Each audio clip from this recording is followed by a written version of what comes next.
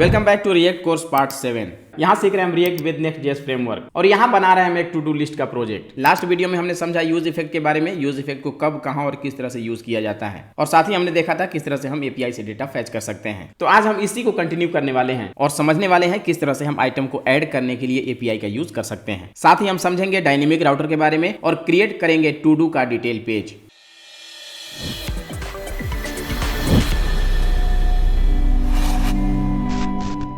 Last video में हमने use effect के बारे में समझा, यूज इफेक्ट को कब, कहां और किस तरह से यूज कर सकते हैं। साथ ही हमने देखा किस तरह से हम एपीआई से डेटा फैच कर सकते हैं। इसी को कंटिन्यू करते हैं और देखते हैं कि किस तरह से हम एपीआई के थ्रू डेटा ऐड कर सकते हैं।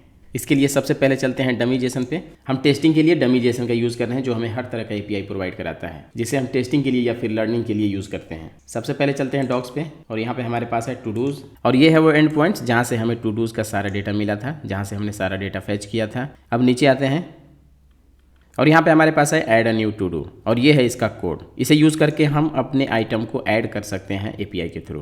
तो सबसे पहले यहाँ पे देख लेते हैं, adding a new to do will not add it into the server, it will simulate a post request and will return the new created to do with a new ID. मतलब इसे यूज करके हम server में एक नया item add नहीं कर सकते हैं। सारा बिहेवियर सेम होगा जैसे हम एक्चुअल एपीआई के थ्रू काम करते हैं। बस फर्क ये होगा कि यहाँ पे सर्वर में नया आइटम ऐड नहीं होगा, लेकिन हमें लोकल पे रिटर्न होगा एक नया आइटम जिसका आईडी भी होगा यूनिक। इसे करते हैं कॉपी और चलते हैं अपने कोड पे। यहाँ पे ऑलरेडी हमारे पास ऐड आइटम का हैंडलर बना हुआ है। सबसे पहले इसे कर लेते हैं कमेंट, जो भी हमारा पहले से बना हुआ है, और यहाँ पे करते हैं पेस्ट। यहाँ पे ऑलरेडी हम लोगों ने देखा हुआ है लास्ट वीडियो में किस तरह से हम डेटा को फैच करते हैं। यहाँ पे आए हमारे पास एपीआई का यूआरएल और इसके बाद यहाँ पे ऑब्जेक्ट में हमें पास करना होता है कुछ डिटेल्स। मेथड होता है पोस्ट, क्योंकि हम अपने डेटा को पोस्ट कर रहे हैं। ठीक है, जब हम डेटा फैच करते हैं तो वो होता है गेट। हेडर्स में हमारे पास होता है कंटेंट टाइप, जो भी हमारा कंटेंट है वो किस फॉर्मेट में है, और फिर फाइनली बॉडी में हमारे पास होता है एक्चुअल डेटा, जो भी हम डेटा सर्वर को भेजना चाहते हैं। यहाँ पे जेसन स्ट्रिंगिफाई का यूज होता है डेटा को फॉर्मेट करने के लिए। यहाँ पे है हमारे पास टू डू, जो कि है हमारा टाइटल का की। जो भी हम डेटा फैच कर रहे हैं सर्वर से, उसमें जो हमारा टाइटल का की है वो है टू डू। तो यहाँ पे भी हम टू डू में भेजेंगे अपने टाइटल को, जो हम इनपुट में इंटर करेंगे टास्क का टाइटल, उसे यहाँ से भेजेंगे। यहाँ पे हमारे पास कंप्लीटेड, इससे हमें पता चलता है टास्क के स्टेटस के बारे में कि हमारा टास्क पेंडिंग है या फिर कंप्लीटेड है। तो इनिशियली हमारा टास्क पेंडिंग होगा, तो यहाँ पे होगा फॉल्स। और यहाँ पे है हमारे पास यूजर आईडी। हम जब भी कोई टास्क क्रिएट करते हैं तो हम किसी को असाइन करते हैं, तो यहाँ पे हमें यूजर आईडी भेजना होगा कि हम किस यूजर को ये टास्क असाइन कर रहे हैं। अभी हमने यूजर को अपने टास्क के साथ इंटीग्रेट नहीं किया है, तो आने वाले वीडियो में इसे भी देखेंगे, अपने टास्क के साथ यूजर को भी मैप करेंगे। इस यूजर आईडी के थ्रू हमें एक यूजर का डेटा मिलेगा। अगर मैं यहाँ पे दिखाऊं डमी जेसन पे, तो यहाँ पे हमारे पास है यूजर्स और यहाँ पे हमारे पास आ चुका है यूजर का डेटा। ये वो एंड पॉइंट्स है जहाँ से हमें यूजर का सारा डेटा मिलेगा। इसे करता हूँ कॉपी और यहाँ पे करता हूँ पेस्ट, और ये है हमारे पास यूजर का सारा डेटा। आईडी 1 में हमारे पास ये यूजर है, जिसमें हमें डेटा मिल रहा है first name, last name, middle name, age, gender, email, phone और ये सारा डिटेल। यहाँ पे इसका इमेज भी है और भी इसमें कई सारे डिटेल्स हैं। यहाँ पे है यूजर आईडी 2, यहाँ पे 3। तो इस तरह से हमारे पास यूजर का डेटा है। अभी हमारा ये जो यूजर आईडी 5 है, इसे हमने यहाँ पे ऐड किया हुआ है। ये है यूजर आईडी 5। तो जब ये डेटा ऐड होगा तो इसके साथ यूजर आईडी भी सेव हो जाएगा और यूजर आईडी के डेटा को यहाँ पे डिस्प्ले करा सकते हैं इस टास्क के साथ। तो आने वाले वीडियो में हम देखेंगे कि किस तरह से हम सिर्फ आईडी से यूजर के सारे डिटेल को फैच करेंगे और उसे अपने टास्क के साथ मैप करेंगे। अब हमें यहाँ से पास करना होगा टास्क का टाइटल, जो हमें मिल रहा है टाइटल स्टेट में। जो हमारा टाइटल स्टेट है यहाँ पे, इसमें हमें मिल रहा है टास्क का टाइटल। तो यहाँ पे सिंपली ऐड करना होगा टाइटल। अब इसे करते हैं सेव और यहाँ पे बाकी कोड को कर दिया है कमेंट, जिससे हमारा टास्क ऐड हो रहा था। यहाँ पे हमें कंसोल में मिलेगा इसका रिस्पॉन्स। हम जैसे ही ऐड टास्क पे क्लिक करेंगे यहाँ पे, तो ये कोड हमारा रन होगा और फिर यहाँ पे रिस्पॉन्स में हमें मिलेगा हमारा डेटा और उसे हम यहाँ पे कंसोल में देख सकते हैं। यहाँ पे सबसे पहले ओपन कर लेते हैं कंसोल और यहाँ पे ऐड करते हैं नया टास्क। न्यू टास्क किया ऐड और यहाँ हमारे पास आ चुका है रिस्पॉन्स ID 255 और यहाँ पे इसका टाइटल न्यू टास्क, यहाँ पे इसका स्टेटस कंप्लीटेड फॉल्स और यूजर आईडी 5। तो इस तरह से हमारे पास आ चुका है ये रिस्पॉन्स। अगर हम एक्चुअल एपीआई के थ्रू काम करते हैं तो ये हमारा सर्वर में ऐड हो जाता है और फिर यहाँ पे हमें ऑटोमेटिकली देखने को मिलता है हमारा नया टास्क। लेकिन क्योंकि ये हमारा सर्वर में ऐड नहीं हो रहा है, तो इसे हमें मैनुअली अपने डेटा में करना होगा सेट, जैसे हम पहले कर रहे थे। यहाँ पे हमें बनाना होगा एरो फंक्शन और यहाँ पे हम रिसीव करेंगे अपने डेटा को, रिस्पॉन्स डेटा। इसे करते हैं कॉपी और यहाँ पे करेंगे पेस्ट और इस तरह से हम सेट डेटा में करेंगे अपने न्यू आइटम को ऐड। ठीक है, तो हमारे पास यहाँ पे मिल रहा है न्यू आइटम रिस्पॉन्स डेटा में।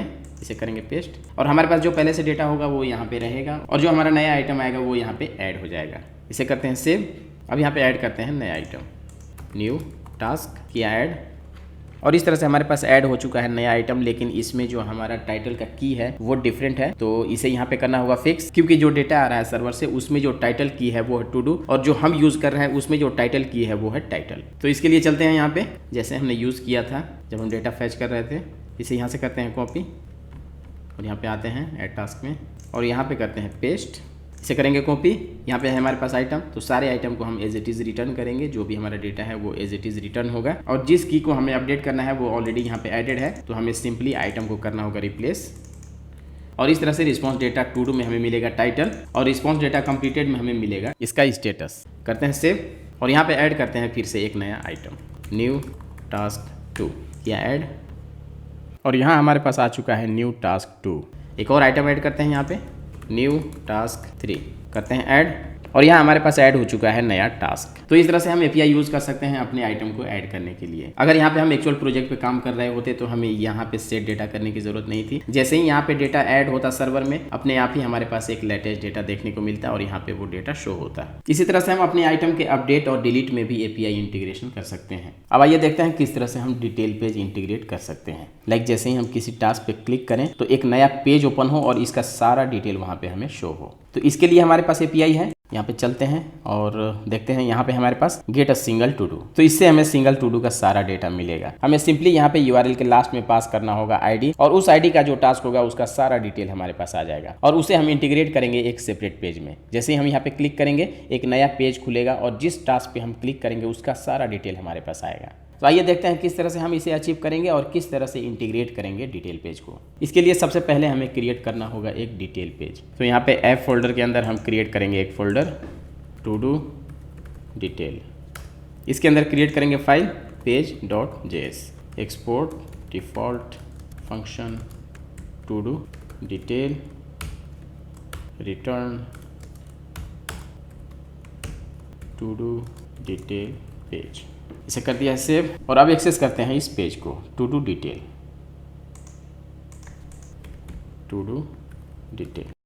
और हमारे पास क्रिएट हो चुका है ये पेज टू डू डिटेल। अब यहाँ पे चलते हैं एपीआई पे और इसे करते हैं कॉपी। यहाँ पे आते हैं, इंपोर्ट करते हैं use effect, import use effect from react और यहाँ पे यूज़ करेंगे यूज इफेक्ट को और यहाँ पे करेंगे पेस्ट। यहाँ पे हमें बनाना होगा एक async function const fetch detail और यहाँ पे हमें लिखना होगा सिंक और इसे यहाँ पे करेंगे यूज़ और यहाँ पे बनाएंगे कॉन्स्ट रिस्पॉन्स और यहाँ पे लगाना होगा अवेट। यहाँ पे हम एक और बनाएंगे const data await response dot JSON और इस तरह से डेटा में हमें मिल जाएगा हमारा टास्क का डिटेल। इसे कर लेते हैं कंसोल ताकि हम देख सकें कि हमें क्या रिस्पॉन्स मिल रहा है यहाँ पे डेटा, और इस फंक्शन को यहाँ पे करना होगा यूज़। कर दिया है सेव। तो यहाँ पे हमारे पास एरर आ चुका है क्लाइंट कंपोनेंट का और इसके लिए हमें यूज़ करना होगा यूज़ क्लाइंट। तो यहाँ पे हम टॉप में यूज़ करेंगे यूज़ क्लाइंट को, यूज़ क्लाइंट। हालांकि इसे हमें यूज़ करने की ज़रूरत नहीं है, लेकिन मैं स्टेप बाय स्टेप बता रहा हूँ क्योंकि यहाँ पे मैं यूज़ इफेक्ट यूज़ कर रहा हूँ, इसीलिए मुझे यहाँ पे बताना पड़ेगा कि ये एक क्लाइंट कंपोनेंट है। इसके बारे में ऑलरेडी हम समझ चुके हैं। इसे करता हूँ सेव और यहाँ से हमारा एरर हो चुका है गायब। अब करता हूँ इंस्पेक्ट कंसोल। यहाँ पे हमारे पास आ चुका है डेटा जिसका आईडी है 1, यहाँ पे है टाइटल और यहाँ पे यूज़र आईडी। अगर मैं चलूँ यहाँ पे डमी जेसन पे, इसे करता हूँ कॉपी और चेक करता हूँ इसके डेटा को, यहाँ पे किया पेस्ट और ये हमारे पास आ चुका है डेटा आईडी 1, इसका टाइटल, स्टेटस और ये यूज़र आईडी, और यही डेटा हमें यहाँ पे भी मिल रहा है। अगर मैं इसका आईडी करूँ चेंज, यहाँ पे आईडी करूँ 2, तो यहाँ पे आईडी 2 का डिटेल आ चुका है। यहाँ पे करता हूँ 3 और यहाँ पे 3। तो इस तरह से जो भी हम आईडी यहाँ से डालेंगे यूआरएल में उसका डिटेल हमें यहाँ पे मिलेगा। यहाँ पे हमें आईडी करना होगा पास और जो भी हम आईडी यहाँ पे पास करेंगे उसका डेटा हमें यहाँ पे मिलेगा। लाइक हम जिस आइटम पे क्लिक करेंगे उसका आईडी हमें चाहिए होगा और उस आईडी को यहाँ पे पास करेंगे और फिर हमारा डेटा यहाँ पे आ जाएगा। लेकिन यहाँ पे इशू है कि इस आईडी को हम कैसे गेट करेंगे। लाइक अगर हमें सेम पेज पे डिटेल दिखाना होता है, हम एक अलग से कंपोनेंट बनाते और उसके अंदर आईडी पास कर देते एज ए प्रॉप्स। लेकिन यहाँ पे हमारा ये जो पेज है वो बिल्कुल सेपरेट है, तो यहाँ पे हम आईडी किस तरह से भेजेंगे, इसके लिए हम यूज करेंगे परम्स का और उसके थ्रू हमें मिलेगा आईडी। और यहाँ पे हमें क्रिएट करना होगा डायनेमिक राउटर। तो सबसे पहले यहाँ पे हमें इसका थोड़ा सा स्ट्रक्चर करना होगा चेंज। लाइक यहाँ पे जो टू डू डिटेल फोल्डर है इसके अंदर हमें क्रिएट करना होगा एक आईडी का फोल्डर। यहाँ पे यूज़ करना होगा ब्रैकेट और इसमें लिखेंगे आईडी, और इसके अंदर हमें मूव करना होगा इस डिटेल पेज को जो हमारा है page.js। तो इस तरह से हमारा डायनेमिक राउटर क्रिएट हो चुका है। अब हमारा यहाँ पे आ चुका है 404, क्योंकि यहाँ पे आईडी रिक्वायर्ड है और यहाँ पे आईडी अभी पास मैंने नहीं किया है। तो यहाँ पे हमें भेजना होगा आईडी, यहाँ पे किया 1, और इस तरह से हमारा पेज ओपन हो चुका है और प्रॉपर वर्क कर रहा है। यहाँ पे मैं आईडी करता हूँ चेंज टू, और हमारा ये पेज प्रॉपर वर्क कर रहा है। यहाँ पे मैं कोई भी आईडी इंटर करूँगा और ये प्रॉपर वर्क करेगा। इसी आईडी को हमें गेट करना है और अपने एपीआई के यूआरएल में इसे भेजना है, जिससे हमें मिलेगा टास्क का डिटेल। इस आईडी को गेट करने के लिए हमें यहाँ पे यूज़ करना होगा परम्स, और परम्स को यहाँ पे हम एज ए प्रॉप्स गेट करेंगे। इसे कहीं से भेजने की जरूरत नहीं है, ये हमें अपने आप यहाँ पे एज ए प्रॉप्स मिलता है, क्योंकि यहाँ पे हम यूज़ कर रहे हैं नेक्स्ट.जेएस का, और ये नेक्स्ट.जेएस का एक फीचर है। यहाँ पे यूज़ करेंगे कर्ली ब्रेसेस और परम्स। तो यहाँ पे करते हैं console.log, और यहाँ पे चेक करते हैं कि परम्स में हमारे पास क्या है, किया सेव, और यहाँ पे हमारे पास आ चुका है डेटा। तो इस तरह से हमारे पास परम्स में है हमारा आईडी, जो आईडी यूआरएल में है वही आईडी हमें यहाँ पे मिल रहा है, और यहाँ पे है कुछ और भी डिटेल्स। ठीक है, तो हमें ये आईडी चाहिए, तो आईडी के लिए हमें यहाँ पे यूज़ करना होगा const id, और इसे हम गेट करेंगे परम्स से। तो यहाँ पे हमारे पास आ चुका है आईडी, और इस आईडी को हम पास करेंगे अपने यूआरएल में। तो इसके लिए हमें यूज़ करना होगा यहाँ पे बैकटिक का, और इस आईडी को हटाएंगे और यहाँ पे यूज़ करेंगे डॉलर कर्ली ब्रेसेस आईडी, करते हैं सेव। तो यहाँ पे हमारे पास आ चुका है डेटा आईडी 11, और उसका जो भी टाइटल है और यूज़र आईडी है सारा डेटा यहाँ पे आ चुका है। अब इसी डेटा को हमें यहाँ पे कराना है डिस्प्ले। तो सबसे पहले इस पेज को करते हैं फॉर्मेट। यहाँ पे इंपोर्ट कर लेते हैं CSS को, इंपोर्ट स्टाइल्स फ्रॉम